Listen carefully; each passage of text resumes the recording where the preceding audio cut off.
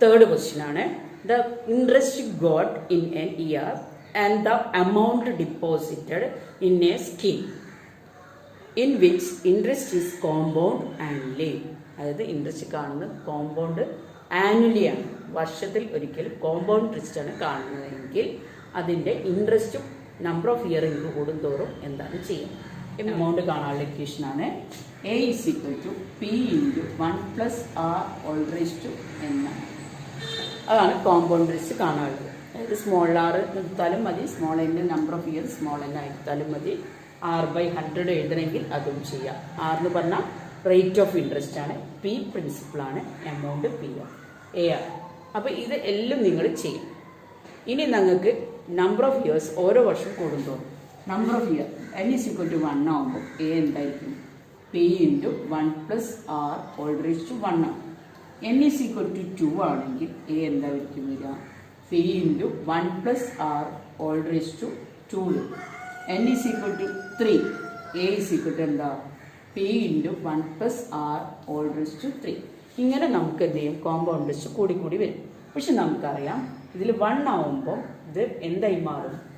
ഇത് നോക്കാം, തൊട്ട് താഴത്തെ എഴുതാം. A മൈനസ് പി, അതല്ല ഇൻട്രസ്റ്റ് കാണാനുള്ള ഇക്വേഷൻ A മൈനസ് പി ആണ്. അപ്പോൾ A മൈനസ് പി എന്ന് പറയുമ്പം ഇത് നിങ്ങൾ മൾട്ടിപ്ലൈ ചെയ്യുമ്പോൾ P പ്ലസ് പി ആർ. അപ്പോൾ എന്ത് വരും? PR വരും. ഈ P ഇൻറ്റു 1 P എന്ന് വരും, P ഇൻറ്റു R PR ആണ്. PR അവിടെ വെച്ചിട്ട് ഈ Pനെ ഇങ്ങോട്ട് കൊണ്ടുപോകും. അപ്പോൾ I is equal to A minus P ആണ്.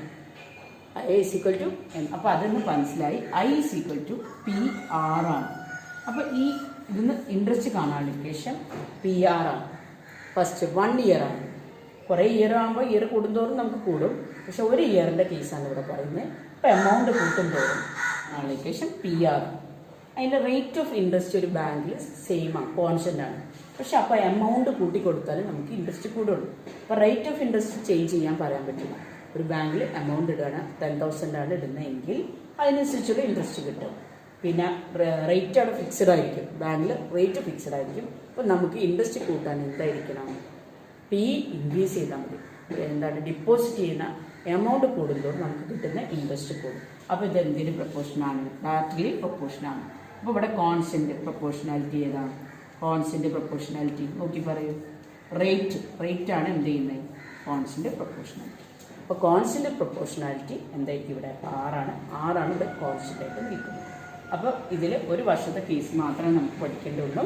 ഇവിടെ നമുക്ക് എന്ത് ചെയ്യും? നമ്പർ ഓഫ് ഇയർ കൂടുന്തോറും കോമ്പൗണ്ട് ഇൻട്രസ്റ്റ് കൂടി വരും. ഇവിടെ എമൗണ്ട് എന്തായിരിക്കണം? ഏതിന് ഡിപ്പെൻഡ് ചെയ്തിരിക്കും? റേറ്റ് ഇയറിന് നമ്പർ ഓഫ് ഇയേഴ്സ് ഇൻക്രീസ് ചെയ്യുന്തോറും നമുക്ക് കിട്ടുന്ന എമൗണ്ടും ഇൻക്രീസ് ചെയ്യും.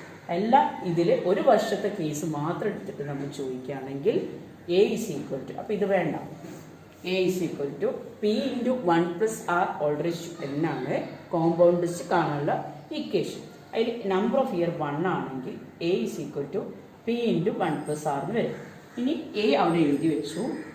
P into 1 എന്ന് പറഞ്ഞാൽ ഇത് P plus PR എന്നായി. അതിൽ P ഇങ്ങോട്ട് കൊണ്ടുവന്നാൽ എമൗണ്ട് Aന്ന് P മൈനസ് ചെയ്താൽ നമുക്ക് ഇൻട്രസ്റ്റ് കിട്ടുക. അപ്പോൾ ബാക്കി അവിടെ PR ഉണ്ടാവും.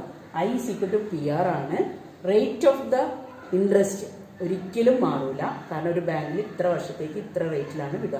പക്ഷെ നമ്മൾ എന്ത് ചെയ്യണം? ഇൻട്രസ്റ്റ് കൂടുതൽ കിട്ടണമെങ്കിൽ എമൗണ്ട് കൂട്ടി കൊടുത്താൽ മതി. നമ്മൾ ഇടുന്ന എമൗണ്ട് കൂടുതലാണെങ്കിൽ അതിനനുസരിച്ച് നമുക്ക് എന്ത് ചെയ്യും? ഇൻട്രസ്റ്റ് കിട്ടും. അപ്പോൾ ഇവിടുത്തെ കോൺസ്റ്റന്റ് പ്രൊപ്പോർഷനാലിറ്റി ഏതാണ്? കോൺസ്റ്റന്റ് ആയിട്ട് നിൽക്കുന്നത് റേറ്റ് ആണ്. ആറാണ് കോൺസ്റ്റന്റ് പ്രൊപ്പോർഷനാലിറ്റി.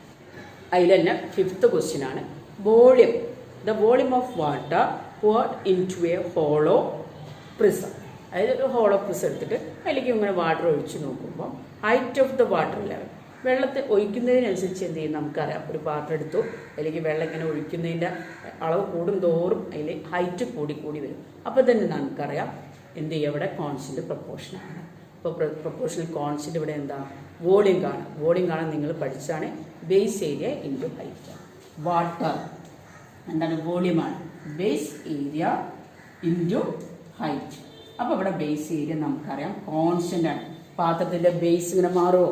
നമ്മൾ ഒരു പാത്രം എടുത്തിട്ട് അതിലേക്ക് വെള്ളം പാരുമ്പോൾ പെട്ടെന്ന് ബേസ് മാറില്ല. ആ ഷേപ്പ് ഓഫ് വെസൽ എന്താണോ അത് തന്നെ ഉണ്ടാവും. പക്ഷെ ഏത് കൂടും? വെള്ളത്തിൻ്റെ എമൗണ്ട് കൂടും തോറും ഹൈറ്റ് കൂടുന്തോറും, വെള്ളത്തിൻ്റെ ഹൈറ്റ് കൂടുന്തോറും നമുക്ക് അവിടെ കിട്ടുന്ന വാട്ടറിൻ്റെ വോള്യവും എന്ത് ചെയ്യും, കൂടും. അപ്പോൾ അവിടുത്തെ കോൺസ്റ്റൻറ്റ് ഇത് പ്രപ്പോർഷണൽ ആണ്. ഇവിടുത്തെ കോൺസ്റ്റൻറ്റ് പ്രപ്പോർഷണാലിറ്റി ഏതാണ്, ബേസ് ഏരിയ. കോൺസ്റ്റൻറ്റ്